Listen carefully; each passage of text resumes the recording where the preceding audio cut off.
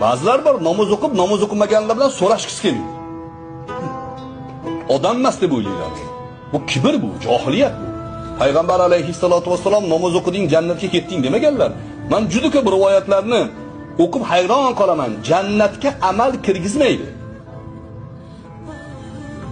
Fohisha xotin itni sug'orib jannatga ketyapti. Fohisha itni sug'orib qo'ydi. Buxoriyda kelgan hadis. Alloh taolo o'sha kishini ixlosini qabul qilib jannatga dedi. Jannat kimniki? Allohniki. U kirgizib qo'ysa men nima qila olaman, to'g'rimi?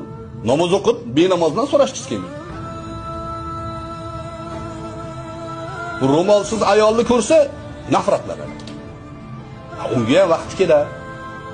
U tavba qilib qolsa yoki u kechasi tavba qilayotgan bo'lsa-chi, ha? Ibodati bilan faxrlanmaslik kerak. Ilmi bilan faxrlanmaslik kerak. Alloh qabul qilsa u yaxshi bo'ladi.